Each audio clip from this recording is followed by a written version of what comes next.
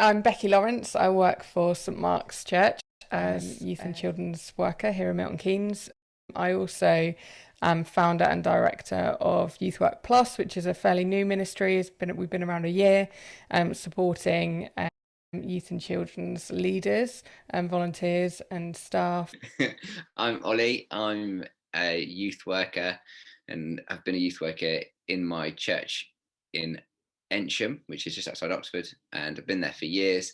I also work part-time for the Diocese of Oxford, and I'm a volunteer at Youthwork Plus, and met Youthwork Plus through my diocese work. Cool, thanks, Ollie.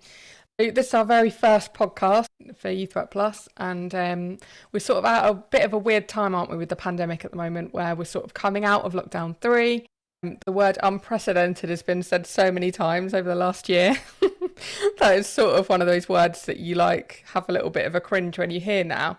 But I think there isn't really a better word to talk about the fact that lots of things have changed over the last year, and we've had to adapt to different things, and we've been forced to do things differently, and we haven't been able to do things the same because of different restrictions and stuff. And I think that has affected everybody across the board, whether you're a church, a charity, a business, a youth or kids project, whatever you are. But we also have this unique opportunity right now as we come out of lockdown 3 to think about what we're going to do next. And I guess that's what we want to talk about a bit today, isn't it, Ollie? Yeah, I think there's been loads of stuff talked about in youth work circles about this kind of thing. Youthscape did a recent conference called Renew Normal, and I think it's in people's heads about what we're going to do next. And I feel like a bit like when the pandemic first started and everyone started thinking, oh, what are we going to do? Now's my chance to learn karate and become an expert in Korean, that. And now it's we're in that sort of stage where people are dreaming and thinking and wondering what's next. So we thought it'd be a good thing to talk about. Yeah, and I guess one of the things I've heard, as people are thinking about what comes next, is this phrase of "I can't wait for things to go back to normal," which is that has become like my cringe phrase that I can't stand people saying, because for me, I kind of feel like lots of things have happened to each of us over the last year. Like we're totally different people than we were like this time last year when the pandemic was just starting and lockdown 1 was happening in the UK. So to even think about going back to normal, we can't really go back there because we're in a different place as individuals.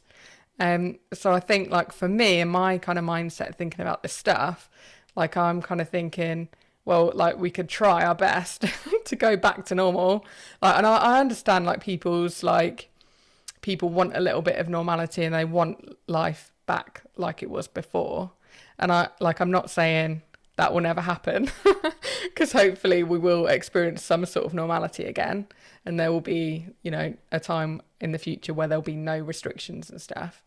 But I think we also have this really unique opportunity to think about a new type of normal. Hence, and you mentioned, Ollie, the conference last week, Youthscape did Renew Normal. There's something that will resemble the old that might happen.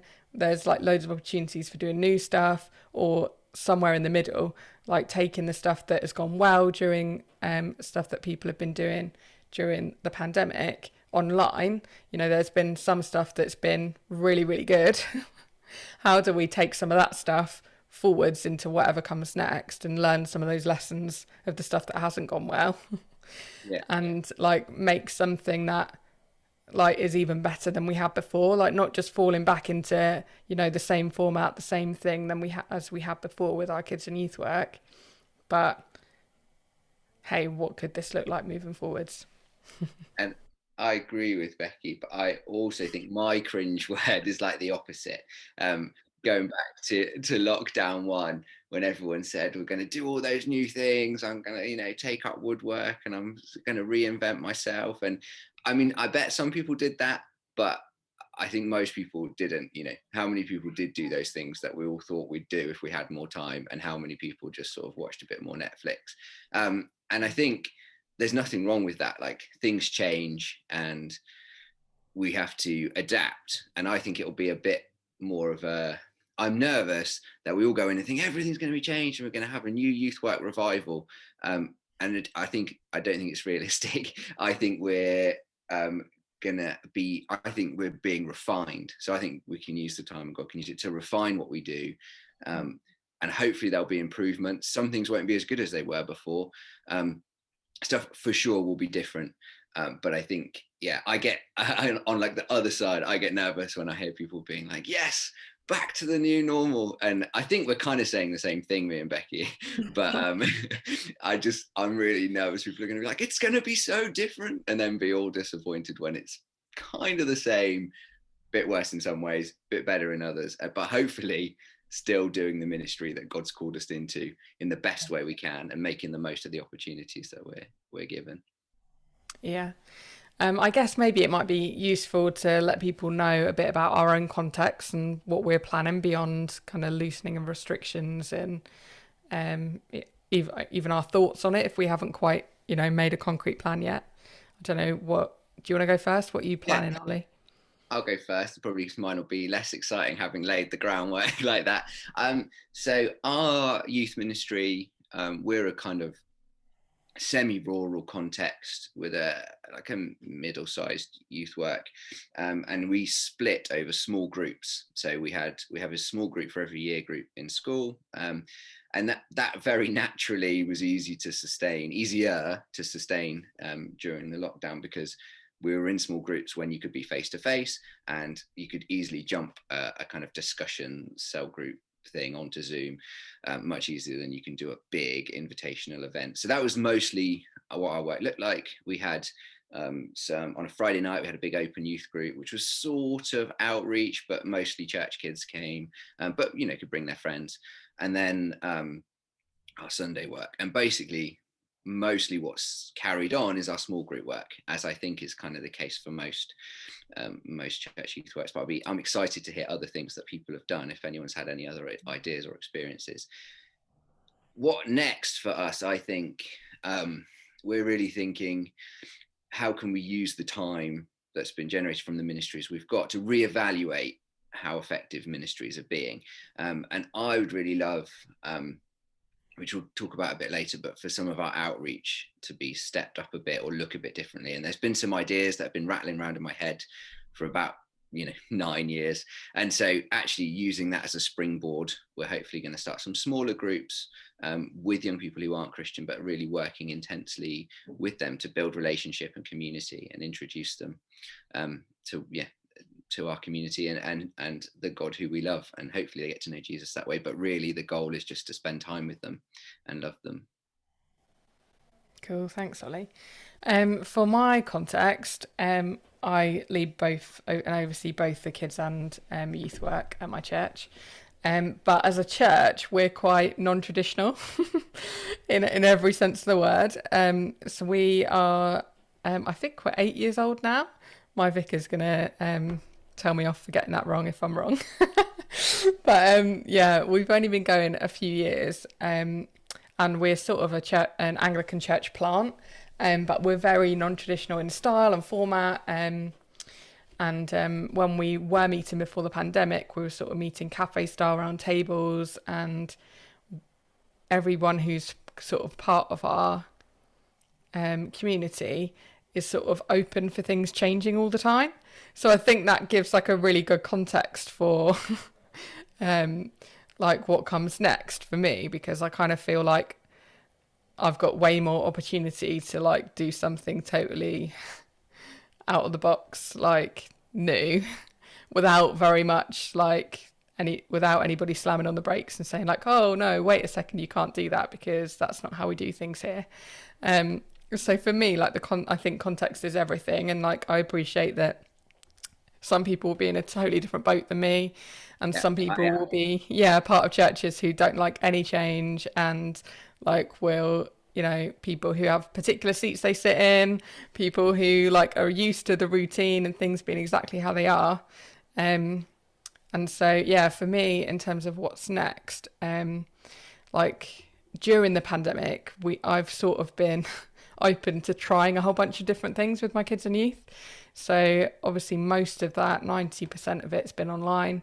But every term, I've sort of changed what we've been offering to do with what I felt like their needs are and stuff, and talking to parents. And before Christmas, did a little questionnaire with our youth to find out where they were all at.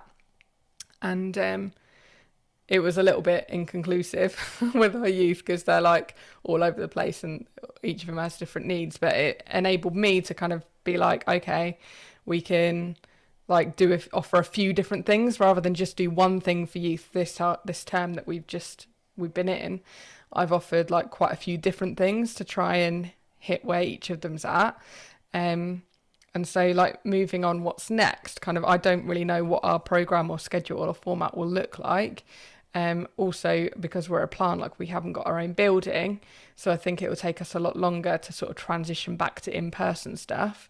We've done a couple of things already, which have been amazing. Like we had last week, we did a youth social, we had a bonfire on Good Friday and had 8 of our 10 youth come along, which was great. And Easter Sunday, we did like a families thing on Easter Sunday in person in a field. And so those two things were cool and like had quite a good take up from people. But I think like it will take us longer to get back into a routine and a rhythm of hiring spaces that will allow us to go in there, that can be COVID safe and kind of long-term Sunday bookings. I don't know when we'll be able to get back into a place that will let us be there every Sunday. So I think that those kind of restrictions will hold us back a little bit in terms of what we want to do. For some people, I think it's going to take them longer to be happy with doing things in person again, because there's going to be a lot of anxiety there and fear and worry, and just like weirdness for people of like experiencing strangeness of like being around people again. So I kind of feel like we have a bit of an opportunity, maybe more so than other churches, to have like a longer transitional period where maybe we try a few different things. Some things will work, some things won't. And we'll kind of try some things to see what the future might look like, and things might look similar than they did before in terms of like what we do on Sunday morning and who that's for and who it's aimed at, and whether we do a separate kids group on a Sunday morning or whether we do that at a different time in the week. I think all of our plans are sort of up in the air at the moment, and I'm okay with that. Which for someone who's like really planned and detailed, like I think that's quite unusual for me, because normally I like to plan far in advance. But this whole last year of the pandemic, with not being able to plan very far in advance at all, like I've kind of settled that argument with myself to know that like life isn't like that and can't always be like that. Yeah, I wonder how many other people there are as well who've just given up on planning in advance. I tried really hard for the first half of this year, and things kept changing and plans kept getting cancelled, and I kept thinking, right, that's it. We're just gonna whatever. I don't know what we're gonna do next. Let's just carry on. So that's definitely a stage I've been through.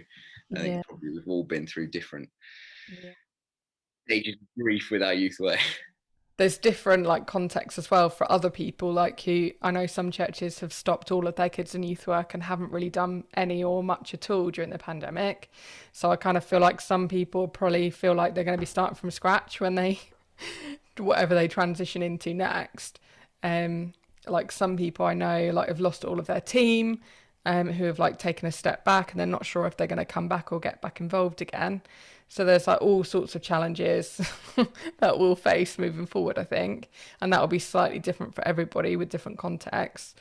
But I think we all have a unique opportunity to kind of take this time as things slowly open up again and restrictions get lifted, to sort of think back, how were things before, like what has gone well, either for us or for other people in similar contexts, maybe, if we haven't been able to do anything for the last however many months, but there might be other people like us who have. So we might be able to sort of learn from some of their experience. But we have an opportunity, don't we, to kind of try some things and refresh things. And as you said, Ollie, some things will be better, some things will be worse. Yeah, But thank goodness we have a chance to sort of put some stuff out there and see if it works and not hold too tightly to it, I guess.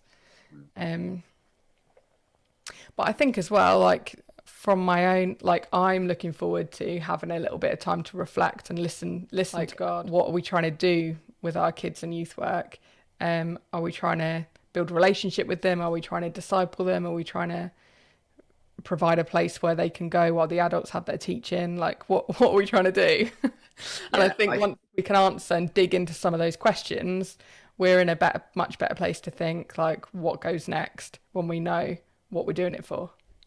I think that's been one of the biggest opportunities, that the pain of this kind of time for our ministries. I mean, obviously people have a personal pain and stuff, but I just mean in ministry that it's been painful. Some things have had to stop.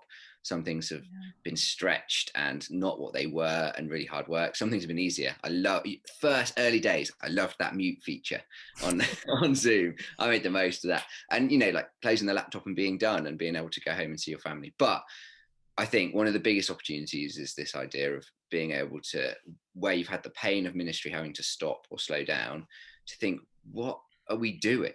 What are we do? Why are we doing this ministry? What? Because I don't know about everyone else, but over time things just morph to the path of least resistance, or the thing that you've done it for years and years, and you can sometimes forget what it's for, and is it actually the best way of doing things? So I think that is a really cool opportunity. I'm going to try and make the most of that without chucking a load of stuff out that's good, but also being like, what's this for? Is it the best way that I can do it? And yeah, are there different ways that might be better, or at least worth a go?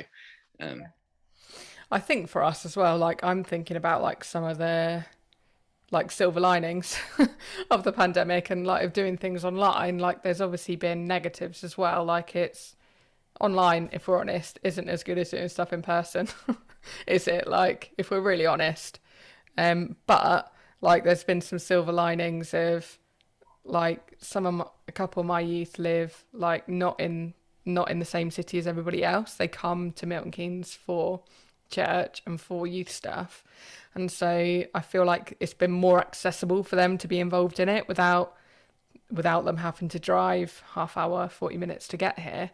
Um, and like if I think about what my youth attendance was like before the pandemic, when on a Sunday when we'd do youth stuff, Sunday morning, we'd be getting like 3, 4 young people who were like consistently attending and getting involved in it. Whereas when we've done stuff online, like because of the accessibility of people just being able to tune in wherever they're at without having to go anywhere, like we've had more consistent attendance than we did before. And I know like that hasn't been the same for everybody, but for us, like that side of it has worked.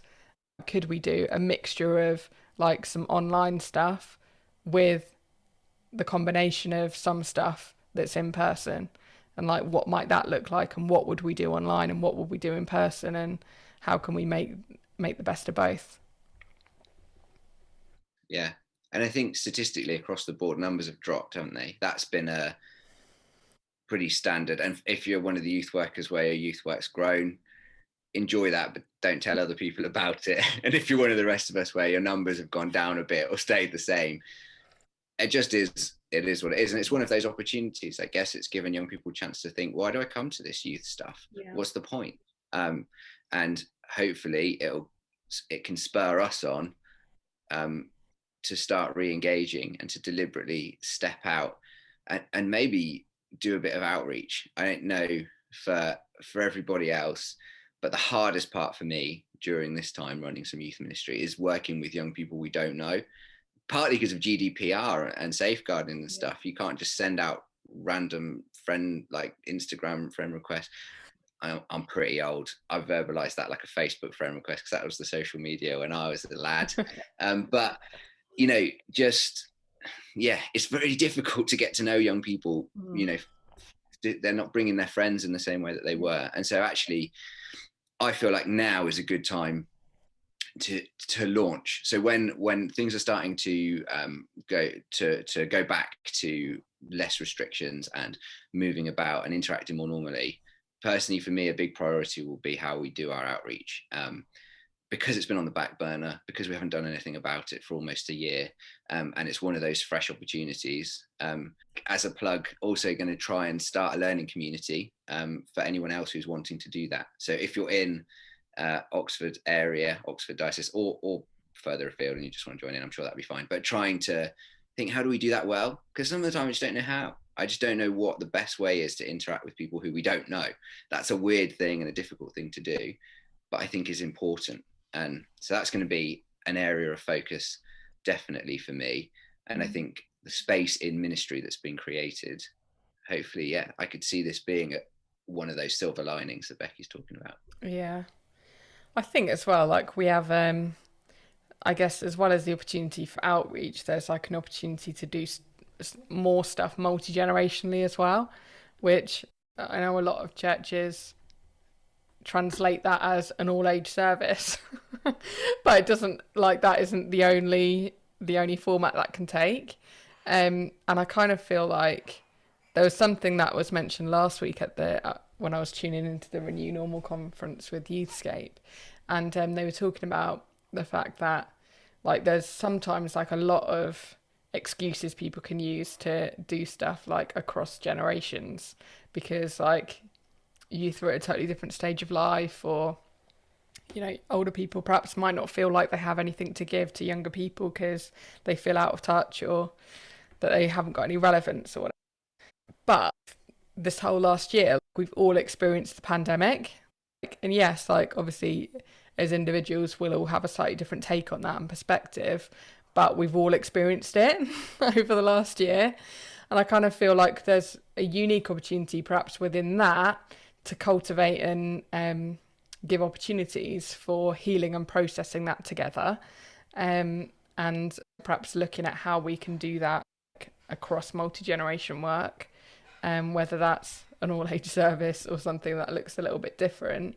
But how can we provide those kind of opportunities where we can admit that, yeah, we've all gone through the same thing, and there's probably stuff that we can all share with each other that will be useful and helpful and inspirational, that comes out of that shared experience. Like I mentioned it earlier, that we're all at different stages with our teams and stuff, and like, there was one point during lockdown 1 where it was like coming into like the end of June, and I was like, man, I've got another month of doing everything. Like I was doing like 5 Zooms a week or something, trying to do like all of our kids' work, all of our youth work, all of our volunteers for our kids' work sort of like dropped off because they were all working from home or had kids at home or like had other stuff. So I didn't want to burden anyone by even asking if they wanted to get involved. I was just like, I've got this, I can do it.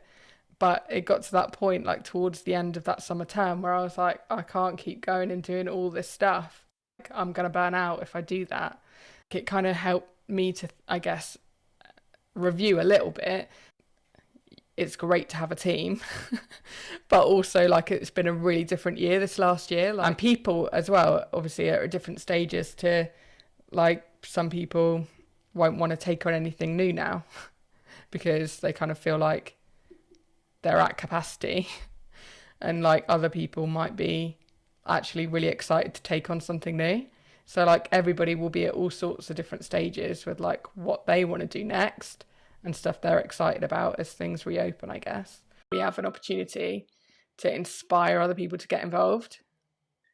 I was going to say that I think like one of the things is where there's just this kind of stayed old ministry, it just keeps going, that can be really cool and the continuity. But I think where we lose excitement for something, then no one else wants to get involved. I remember being at a meeting and someone stood up and they said there was this thing that existed, which again, I'll be general, nice and vague.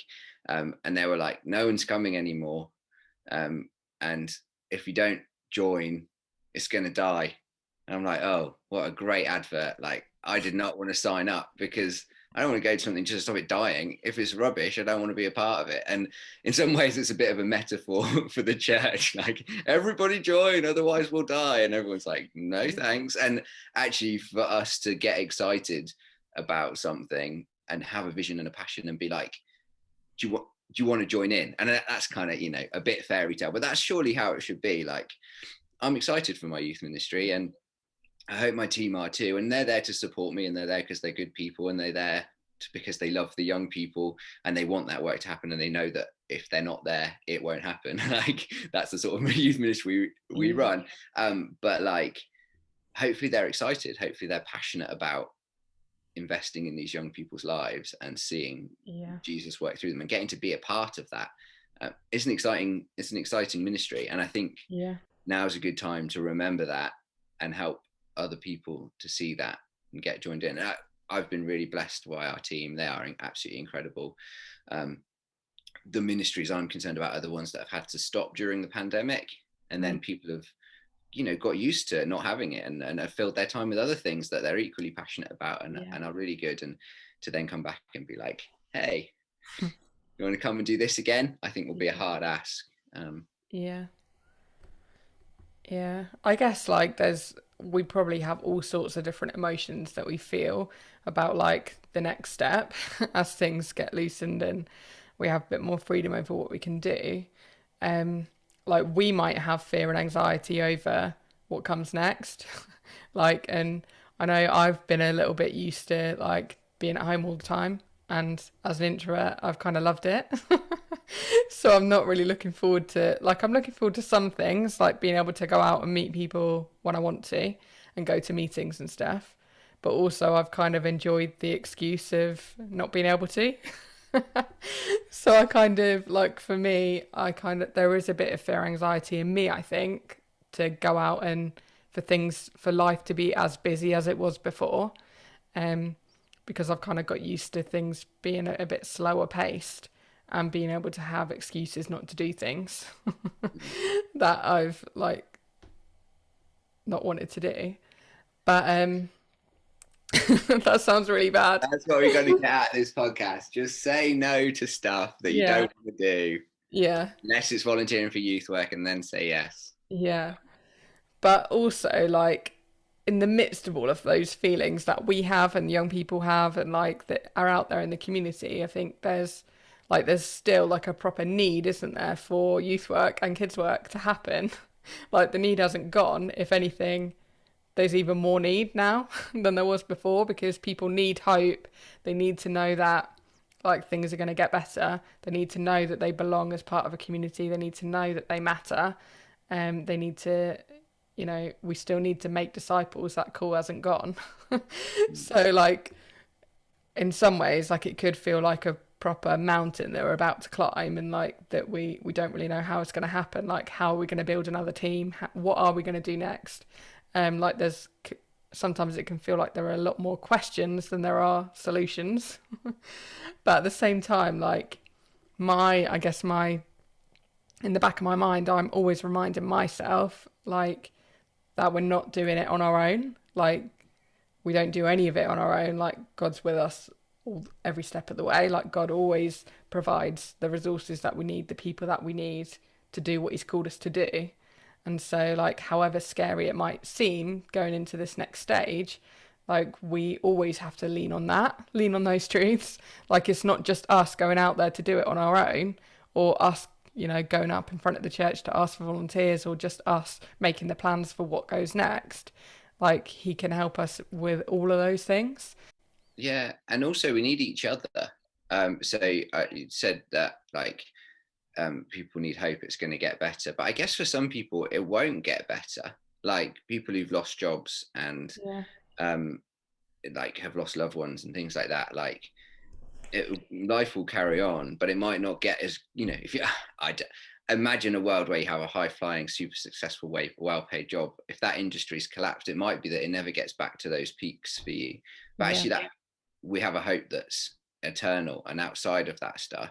And we need each other. I think we need each other. We need God for sure, and we need each other for that. And so, and that's another one of those things that's sort of maybe been an opportunity here. I've been on lots of Zoom meetings for youth networks, and you'd never have gone to some of these meetings if it wasn't for the fact that it was on Zoom. Partly because you have a bit more time, and also because you don't have to drive somewhere.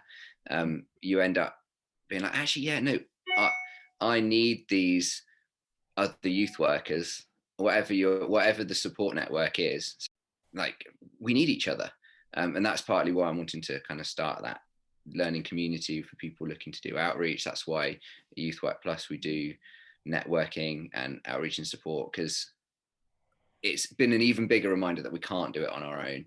It's just not, it's too hard, it's too big of a task, and it's better, it is just better if we work together and look out for each other and steal ideas and pray for each other and realize we're not total failures, and also realize we're not Jesus, Mark 2, we're going to get stuff wrong, we're going to get stuff right, and it keeps us humble and keeps us from despairing, just hanging out with each other and chatting, I think.